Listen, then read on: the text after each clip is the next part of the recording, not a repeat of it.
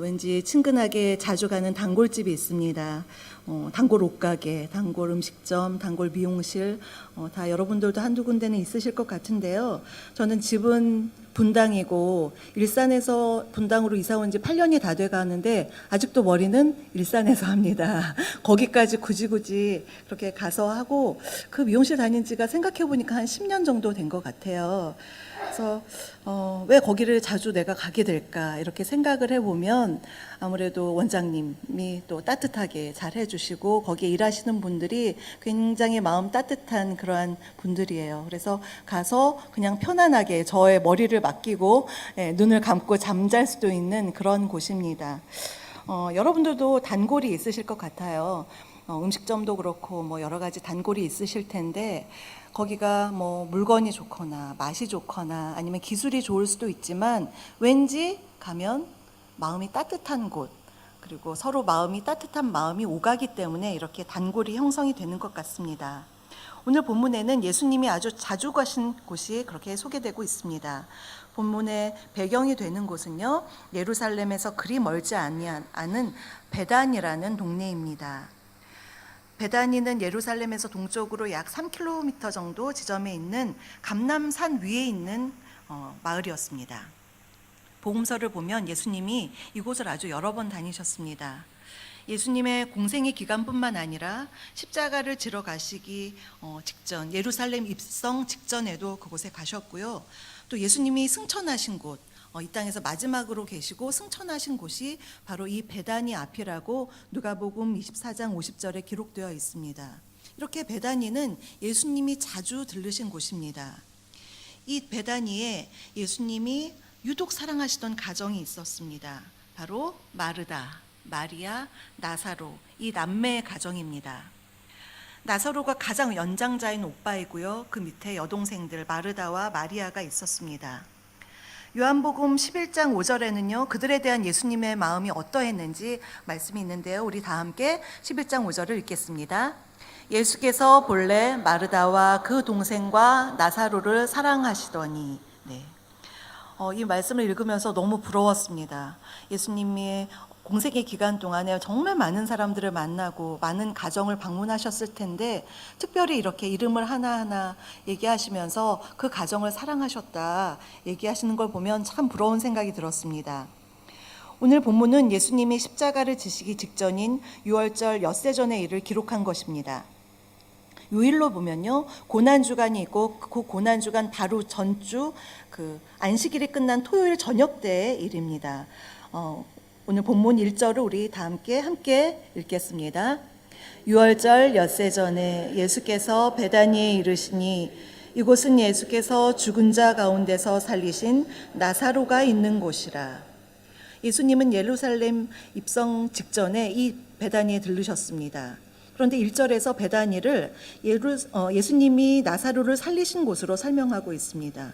이는 본문 바로 앞장 요한복음 11장에서 죽은 지 나흘이나 된 나사로를 예수님이 살리신 사건을 지금 설명하고 있는 것입니다.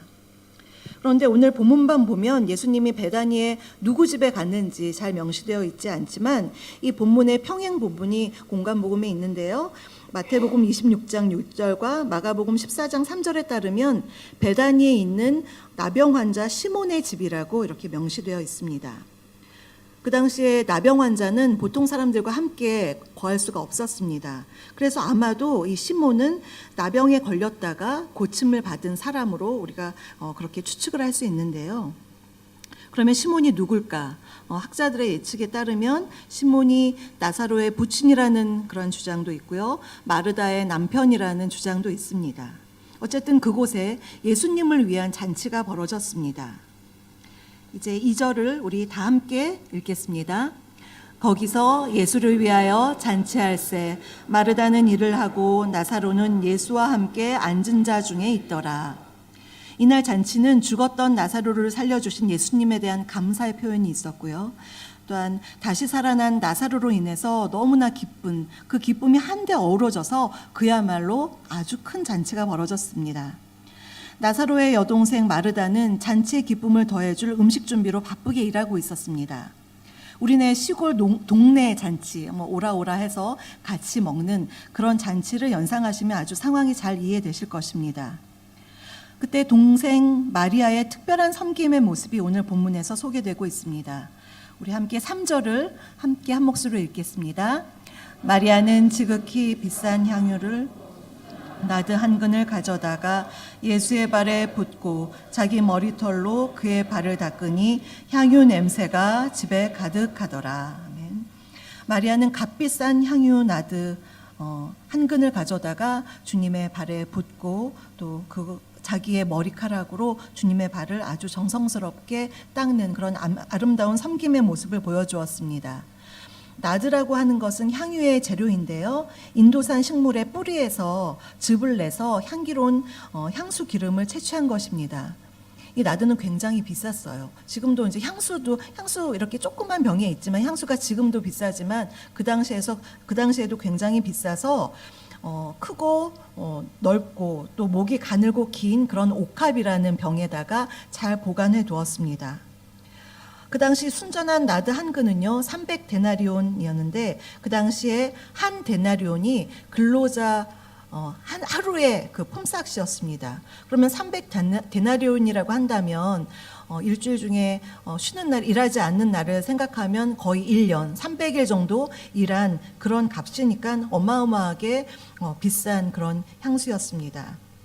그런데 그것을 그렇게 귀하고 값비싼 것을 마리아는 정성스럽게 주님의 발에 붓고 자기의 머리로 닦고 이런 아름다운 모습을 우리가 상상해 볼 수가 있습니다. 마리아가 예수님을 만난 건 이번이 처음이 아닙니다. 주님께 향유를 부은 일이 있기 이전에 예수님과의 여러 가지 에피소드가 있는데요. 누가복음 10장 38절 이하를 보면요. 마르다와 마리아에 관련된 첫 번째 이야기가 나옵니다. 언니 마르다가 예수님을 자신의 집으로 초대했습니다. 지금이야 뭐 남녀 평등의 시대가 되었지만 그 당시에는 여자들이 남자를 집에 초대하는 것 정말 있기 힘든 그러한 시절이었습니다. 그때 주님이 마르다의 집에 가신 것은 굉장한 이례적인 일이었습니다. 예수님의 관심은 남녀노소 할 것 없이 잃어버린 자를 찾으러 가시는 그런 분이었습니다. 마르다는 예수님을 극진히 모시기 위해서 여러 가지 음식을 준비하느라 분주했습니다.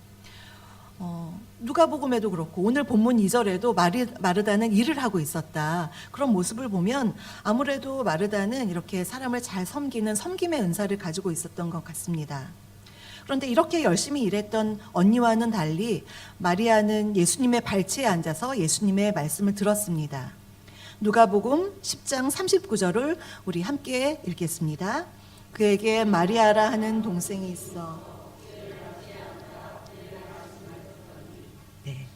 그 당시에 랍비의 제자들이요 스승의 발치에 앉아서 말씀을 들었다고 합니다. 그래서 누군가의 발 아래 발치에 앉는다는 것은 그의 제자가 된다는 것을 뜻하는 것이었습니다. 그런데 그 당시 통념으로 여자가 랍비의 발치에 앉아서 말씀을 듣는 것은 있을 수 없는 일이었습니다.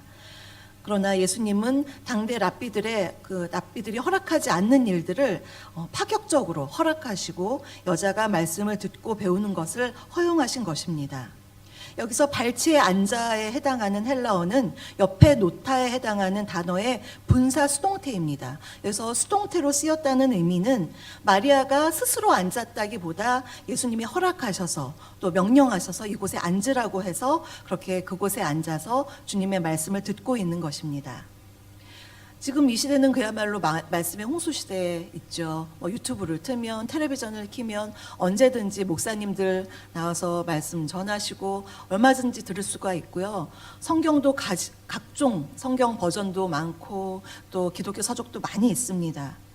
그러나 지금 이 시대에는요 그렇게 우리와 다른 시대입니다. 지금 이 당시에 그 순간, 그 당시에 예수님의 말씀하시는 그 시간을 놓쳐버리면 주님의 말씀을 들을 수 없는 것입니다. 그만큼 아주 절실했기 때문에 마리아는 절실한 마음으로 주님의 발치에 앉아 주님의 말씀을 들었습니다. 반면 예수님을 초대한 마르다는요, 너무 화가 나죠. 혼자 밥 준비하고 얼마나 바빴겠습니까? 동생이 자신의 일을 도와주지 않는다고 예수님께 가서 불평을 했습니다. 그때 예수님은 마르다에게 많은 일로 염려하거나 근심하지 말라고 타이르시면서 동생 마리아가 절실한 마음으로 말씀을 듣고자 하는 그 선택을 존중해 주셨습니다. 여기서 마르다의 섬김이 덜 중요하다는 것이 아니라 마리아가 주님의 말씀을 사모하는 그 마음을 아주 귀히 보신 것입니다. 마리아에 대한 또 다른 이야기가 있는데요. 요한복음 11장에서 나사로가 죽었을 때 예수님은 일부러 나사로가 죽은 지 나흘이다 이렇게 지체가 되어서 그 베다니에 가셨습니다. 예수님은 먼저 예수님을 맞으러 나온 마르다와 여러 가지 대화를 나누셨고요. 그리고서는 이제 마리아를 데리고 오라 그렇게 말씀하셨습니다. 마리아는 집에 있었는데요. 오빠의 죽음으로 너무너무 슬퍼하면서 그렇게 있다가 예수님이 오셨다는 말씀을 듣고 얼른 급히 일어나 예수님께 갔습니다. 요한복음 11장 32절을 우리 함께 읽겠습니다. 마리아가 예수 계신 곳에 가서 배웠고 그 발 아래 엎드려 이르되 주께서 여기 계셨더라면 내 오라버니가 죽지 아니하였겠나이다 하더라. 죽은 지 나흘이나 된 오빠가 다시 회생하기는 틀렸다고 생각을 했을 것입니다. 그래서 마리아는 주님 발 앞에 엎드려서 울면서 예수님께 이렇게 얘기했습니다. 그때 예수님은 마리아가 우는 것을 보시고 심령의 비통히 여기시고 불쌍히 여기시며 함께 눈물을 흘리셨다 이렇게 기록이 되어 있습니다. 주님이 마리아의 아픔을 체휼하신 것입니다. 주님은 분명히 나사로를 살리실 능력도 있으셨고 조금 있으면 나사로를 살리실 본인의 그런 어떤 일을 생각하셨음에도 불구하고 현재 마리아가 사랑하는 오빠를 잃고 슬퍼하는 모습을 보고 왜 우냐고, 왜 이렇게 믿음이 없냐고 그렇게 혼내지 않으셨습니다. 오히려 그 마음을 감싸주면서 함께 울어주셨습니다. 이런 상황에서 예수님이 나사로를 살려주셨을 때 마리아의 감격이 어떠했을까요? 정말 펄쩍펄쩍 뛰면서 아주 좋아했을 것입니다. 가장 깊은 절망 속에 있다가 갑자기 말할 수 없는 기쁨을 얻은 그 놀라움, 그 감격 정말 대단했을 것입니다. 바로 그 감정을 가지고 오늘 이 본문의 배경을 보면요, 마리아가 왜 향유를 이렇게 부었는지, 그 값비싼 향유를 부었는지 우리가 조금은 이해를 할 수가 있습니다. 다시 오늘 본문 12장 3절로 돌아오면요, 마리아는 향유를 예수님의 발에 붓고 자신의 머리카락으로 주님의 발을 닦았습니다. 이것은 예수님을 향한 그녀의 뜨거운 마음과 넘치는 사랑으로 인한 아름다운 모습이었습니다. 다른 사람들의 눈은 의식하지 않았습니다.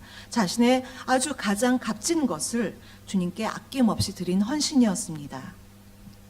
그런데 오늘 이 잔치 자리에 잔치를 준비하는 마르다와 주님께 향유를 부은 마리아 외에 또 주목할 한 사람이 있는데요. 그는 바로 오빠 나사로입니다. 그는 요한복음 11장에서 중병으로 죽었다가 예수님의 능력으로 나흘 만에 살아났습니다. 자기 자신이 몸소 기적을 체험한 것입니다. 그리고 오늘 본문을 보니까요, 잔칫날에 예수님 곁에 앉아 있다고 이렇게 기록되어 있습니다. 그가 죽었다가 살아난 이 사건은 주변 사람들에게 정말 큰 이슈가 되어서 많은 사람들이 나사로 얼굴 좀 보겠다고 그렇게 오고 있었습니다. 12장 9절을 우리 함께 읽겠습니다. 유대인의 큰 무리가 예수께서 여기 계신 줄을 알고 오니 이는 예수만 보기 위함이 아니요 죽은 자 가운데서 살리신 나사로도 보려 함이로라. 아멘. 나사로는 잠깐 죽었다가 살아난 것이 아니었습니다. 그가 죽은 지 나흘이나 되었다는 것은 그가 완전히 죽었었다는 것을 의미합니다. 그러기에 그의 살아남은 사람들에게 더욱더 놀라움을 안겨주었습니다. 그를 보고 이러한 기적을 일으키신 예수님을 믿는 사람들이 늘어났습니다. 나사로 그 자체가 주님의 능력을 증거하는 기적의 증인이 되었습니다. 이후에 그의 살아남은 예수님의 이후에 부활하신 그 부활의 예표로 불리우고 있습니다. 그가 다시 살아난 이 기적이 정말 대단했던지요. 그가 살았던 이 베다니 동네가 지금은 아예 엘 아자리에, 즉 나사로 동네라고 그렇게 불린다고 합니다. 마르다와 마리아와 지금 살펴본 나사로, 이 가정은 예수님의 특별한 사랑을 받았을 뿐만 아니라 그들 또한 주님을 순전한 마음으로 섬긴 가정입니다. 주님을 위해 늘 최선을 다해 대접하려 했던 마르다, 그리고 주님의 말씀을 사랑하고 자신의 귀한 향유를 온통 주님 발에 붓고 그것을 닦았던 마리아. 마지막으로 주님께 기적을 체험하고 그 자신이 증인이 된 이 나사로, 이 가정을 주님은 사랑하셨습니다. 그런데 오늘 본문에서 이 기쁜 잔칫날 마냥 기뻐하지만은 않고 정말 마음이 이렇게 베베 꼬여있는 사람들도 나옵니다. 나사로 남매와 아주 대조적인 모습을 보여주는 사람들이 있는데요. 첫 번째로 가룟 유다가 있습니다. 본문 12장 5절을 우리 함께 읽겠습니다. 이 향유를 어찌하여 300다나리온에 팔아 가난한 자들에게 주지 아니하였느냐 하니. 네. 가룟 유다는 마리아의 순전한 헌신을 나무라고 꾸짖었습니다. 본문에서는 직접적인 표현이 나와 있지 않지만 아까 말씀드린 그 평행 본문인 마가복음 14장 4절에서 5절을 보면 마리아에게 화를 냈다, 책망했다, 이러한 표현이 있습니다. 가룟 유다는 마리아의 헌신에 화가 났습니다. 5절을 보면 언뜻 보기에 되게 가난한 사람들을 생각한 것처럼 보이지만 실상은 그렇지 않았습니다. 가룟 유다는 돈에 대한 욕심이 많았습니다. 아시는 바와 같이 가룟 유다가 멸망의 길을 가게 된 직접적인 동기는 그 자신의 욕심 때문이었습니다. 그는 예수님의 제자였음에도 불구하고 매사에 예수님의 뜻에 부정적이었습니다. 6절을 보면요, 아까 말씀드린 12장 6절 보면요, 그는 돈꾀를 맡은 자였지만 신실하게 행동하지 못하고 그것을 훔쳤다, 그렇게 기록되어 있고요. 이후에 예수님을 은 30에 팔아 넘긴 사람이 바로 가룟 유다입니다. 결국 그는 예수님의 제자였으면서도 스승이시며 구주이신 예수님을 배반하는 인류 역사상 가장 치명적인 죄를 지은 사람이 되었습니다. 그의 모습은 마리아의 모습과 참 대조를 이룹니다. 가룟 유다는 예수님의 제자로서 예수님 공생의 기간 동안 정말 줄곧 예수님을 따라다녔고요. 주님의 주옥 같은 말씀을 가장 최측근에서, 그야말로 발치해서 들으면서 살았습니다. 때로 주님은 무리들을 향하여서 설교하시다가요, 아주 어려운 비유 같은 것을 풀어주실 때는 제자들에게만 얘기를 해주셨는데 그는 그것들을 다 들은 사람이었습니다. 이렇듯 가룟 유다는 예수님의 특별한 사랑과 은혜를 입은 사람입니다. 그런데 그는 예수님의 사랑도 모르고 그가 누구신지도 모르고 또한 말씀 또한 깨닫지 못했습니다. 자신의 욕심에 눈이 어두워서 마리아의 선한 행실도 쉽게 비판했습니다. 누군가 선한 일을 하면 칭찬해 주는 것이 마땅한데요, 칭찬은 고사하고 오히려 비난을 한다는 것은 참 마음 아픈 일입니다. 예수님은 가룟 유다의 이러한 반응에 대해서 다음과 같이 말씀하셨습니다. 7절에서 8절을 우리 함께 읽겠습니다. 예수께서 이르시되 그를 가만두어 나의 장래할 날을 위하여 그것을 간직하게 하라. 가난한 자들은 항상 너희와 함께 있거니와 나는 항상 있지 않니. 예수님은 가룟 유다가 마리아를 향해서 돈 낭비를 한다는 그런 비난을 질책하셨습니다. 지금 예수님께 향유를 부은 마리아의 이 행동은 결과적으로 온 세상 사람들을 위하여서 보배로운 피를 흘리신 예수님의 죽음을 준비하는 일이 되었습니다. 이는 그 어떤 것과도 비교할 수 없는 정말 고귀한 가치를 지닌 것입니다. 예수님은 당연히 가난한 사람들을 사랑하셨지만 그들을 구제하는 것은 예수님의 십자가 고난을 앞두고 있는 이때가 아니어도 얼마든지 할 수 있는 일이었습니다. 그러나 반면에 예수님을 위해 향유를 부어서 장사를 준비하는 것은 이 기회가 지나면 할 수 없는 일이었기 때문에 지금 이 일을 했어야만 했습니다. 물론 마리아는 자신이 한 일이 이게 어떠한 의미를 지니고 있는가, 그것까지 다 알지는 못하고 행했을 것입니다. 그러나 예수님에 대한 그의 헌신적인 사랑은 결과적으로 예수님의 구원 사역의 정점인 주님의 대속적 죽음을 미리 예비하게 되는 격이 되었습니다. 그녀의 이 아름다운 행동은 복음이 전파되는 곳마다 아름답게 기념되어지는 영광을 얻게 된 것입니다. 가룟 유다 외에 두 번째로 다른 한 부류가 있는데요, 그들은 바로 대제사장들입니다. 그들은 계속해서 호시탐탐 예수님을 죽이려고 모의했는데요, 이제는 예수님이 살리신 나사로까지 죽이겠다고 서로 모의하고 있습니다. 우리 10절과 11절을 함께 읽겠습니다. 대제사장들이 나사로까지 죽이려고 모의하니 나사로 때문에 많은 유대인이 가서 예수를 믿음이러라. 백성들 사이에 예수님의 인기가 치솟고 주님을 믿는 사람들이 늘어나자 그들은 더욱더 불안했습니다. 이 상황을 잠재우기 위해서는 예수님의 능력을 입증하는 사람, 바로 나사로, 그까지 죽여야 한다고 그들은 생각했습니다. 만일 그들이 예수님을 죽이는 것에 혹시 성공을 할지라도 나사로를 살려두면 여전히 예수님의 능력 때문에 사람들이 많이 믿겠구나, 그러한 생각을 했던 것입니다. 이들의 모습이 참 안타깝습니다. 성경에는 늘 두 부류의 사람이 나옵니다. 예수님께서 말씀하신 양과 염소의 비유처럼 구원받을 자와 심판받을 자, 이렇게 나뉩니다. 혹시 골고다 언덕에 그 세 개의 십자가가 있죠. 예수님과 그 양쪽에 강도의 십자가를 보시면 뭐가 생각나시나요? 물론 예수님의 고난과 여러 가지 아픔도 생각이 나지만 예수님이 기준이구나, 그런 생각이 어느 순간 들더라고요. 예수님이 기준이 되어서 한 강도는 구원을 받고 한 강도는 구원받지 못했습니다. 그 모습은 지금 이 시대에도 마찬가지입니다. 한 사람은, 한쪽 부류는 구원받을 사람, 한쪽은 심판받을 사람. 여기서도 마찬가지입니다. 하나님의 은혜를 아는 사람이 있고요, 하나님의 은혜를 알지 못하는 사람이 있습니다.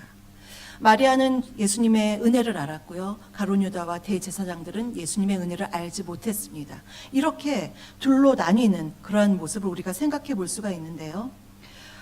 마리아의 이 아름다운 이야기, 그것만 보면 얼마나 좋겠어요. 그런데 이 이야기가 전파될 때마다 가룟 유다와 또 대제사장들의 이러한 악의적인 불우한 모습 또한 전파되는 것, 그것은 우리에게 참으로 많은 교훈을 안겨다 줍니다. 오늘 본문의 말씀을 읽으면 우리는 보통 마리아가 주님께 향유를 부은 아름다운 미덕을 기르는 말씀이구나, 이렇게 생각하기 쉽습니다. 그런데 이 말씀의 오늘 주인공, 포커스는요, 마리아가 아닙니다. 오늘 이 마리아보다 더 우리가 주목해야 될 사람은요, 마리아의 사랑보다 그를 더 사랑하신, 그 가정을 사랑하신 예수님의 사랑, 그것에 우리가 포커스를 맞출 수가 있습니다. 예수님의 사랑을 깨닫고 그 은혜를 알았기 때문에 마리아로 하여금 그 값비싼 향유를 아낌없이 드릴 수 있게 했습니다. 나사로는 말할 것도 없이, 또 마르다도 말할 것도 없이, 그들도 정말 헌신적인 사랑으로 자신의 최선을 다해서 주님을 섬겼습니다. 그 이전에 주님의 사랑이 먼저 있었다는 것을 우리는 기억해야 합니다. 부끄럽지만 잠깐 제 말씀을 드리면요, 여러 가지 살면서 어려움도 다 있겠지만 저는 지금으로부터 한 15년 전에 저희 가정에 굉장히 경제적인 큰 어려움이 있었습니다. 그때는 이소윤 집사였어요. 신학을 공부하기 직전에 집사였는데 저희 남편이 사업을 하다가 여러 가지 어려움을 겪고서 제가 살면서 한 번도 겪지 않은 일들을 겪게 되었습니다. 너무나 걱정도 되고 두려움이 몰려왔고, 한편으로 생각하면 너무나 화도 났고, 한편으로 생각하면 굉장히 많이 슬펐습니다. 그 복합적인 마음을 가지고 제가 할 수 있는 것은 정말 하나님께 매달리는 것밖에 없었습니다. 누구에게도 도움을 구할 수 없는 절망적인 상황에서 그냥 정말 그저 할 수 있는 건 기도밖에 없었습니다. 제가 그 당시에 가장 좋아했던 시간이 언제였냐면요, 가족들 다 자고 서재방에 가서 깜깜한데 스탠드 하나 켜놓고, 그때 제가 제일 좋아했던 찬양이 온 마음 다해라는 찬양이었는데 그 찬양 CD를 틀어놓고 그냥 하염없이 그냥 계속 울었습니다. 힘든 마음이 너무 힘들면요, 기도할 언어도 생각이 나지 않아요. 그냥 주님 앞에 주님을 부르면서 계속 울었습니다. 그런데 참 신기하게도요, 그렇게 주님을 바라보면서 울다 보면 이상하게 마음이 되게 시원해지는 거예요. 그리고 마음이 평안해지고 기쁘고, 상황은 하나도 변하지 않았는데 제 마음에 평안이 깃드는 것을 그때 체험했습니다. 가장 절망스러웠는데, 정말 희망이 없고 다 끝났다고 생각하는데 주님 앞에 울면서 제 마음을 내려놓고 주님께 기도하면 성령께서 정말 하염없이 저를 감싸주는 것을 느꼈습니다. 만약 제가 하나님을 믿지 않았다면, 그냥 울었다면 그게 한이 되고, 우울증이 되고 화병이 걸렸을 것 같아요. 그런데 지나다니시는 분들이 저를 보면 제가 항상 이렇게 웃고 다니면 고생 하나도 안 했을 것 같다고 그렇게 얘기하시는데, 저 나름대로 이런저런 막 암도 걸리고 막 고생은 참 많이 했지만 그래도 지켜주신 것은 정말 하나님이십니다. 하나님께서 저를 지켜주셔서 그때 경제적인 생각을 한다면 너무나 앞이 깜깜했고 힘들었지만 한 번도 하나님이 굶게 하지 않으시고 냉장고를 채워주시고 이렇게 살게 하시고요. 이후에는 신학 공부해서 교역자가 되고 또 이렇게 너무 좋은 성지교회에 와서 제가 요즘 그런 얘기를 많이 합니다. 사역을 할 수는 있지만 행복하게 사역할 수 있는 사람은 많지 않을 것 같은데 저의 복은 행복하다는 거, 제가 지금 사역을 하면서 너무 행복해하는 그런 제 자신을 보면서 이거 저의 능력이 아닌 것을 제가 압니다. 제 수준을, 제 주제를 너무나 잘 파악하고 있기 때문에 주님께서 그때 하염없이 그렇게 울었던 저를 불쌍히 여기시고 주님께서 은혜를 주셔서 이 자리에 있는 것이 아닌가 그런 생각이 듭니다. 저뿐만이 아니라 여기 계신 한 분 한 분도 주님의 특별한 사랑이 있으셨기에 이 자리에 있으신 줄 압니다. 우연히 이 자리에 계신 분은 한 분도 없습니다. 인생의 구비구비마다 주님께서 돌봐주시고 또한 이렇게 너무나 좋은 귀한 진리의 바로 선 이런 교회에 주님께서 심어주셔서 우리가 마음껏 찬양하고 기도하고 말씀 듣고 또 힘을 다해서 섬길 수 있는 것, 이것이 바로 다 주님의 은혜입니다. 이 모두가 우리를 사랑하시는 하나님의 은혜인 줄 믿습니다. 우리를 인도하신 그 주님을 사랑하기에 오늘도 우리는 마리아처럼 또 마르다처럼 나사로처럼 우리 삶의 아름다운 옥합을 깨뜨려 주님께 드릴 수가 있는 것입니다. 사랑하는 성도 여러분, 예수님이 베다니에 자주 들러서 마르다와 마리아와 나사로를 만나시고 함께 하심을 기뻐하셨듯이 우리 각 가정도 예수님이 거하시기 기뻐하시는 가정들이 다 되시기를 간절히 소망합니다. 마리아가 주의 발치에서 말씀을 들었듯이 우리도 주님의 말씀을 사모하고 주님께 아낌없이 헌신하며 마르다처럼 힘써 주의 교회를 섬기고 나사로처럼 체험적인 신앙을 가지고 예수님과 동행하고 또 증인된 삶을 살아서 오직 하나님께만 영광을 돌리고 주님의 축복을 받는 모든 복된 가정 되시기를 간절히 소망합니다. 이 시간 함께 찬양하겠습니다. 제가 아까 울면서 많이 들었던 온 맘 다해라는 찬양 가사를 생각하면서 함께 부르겠습니다.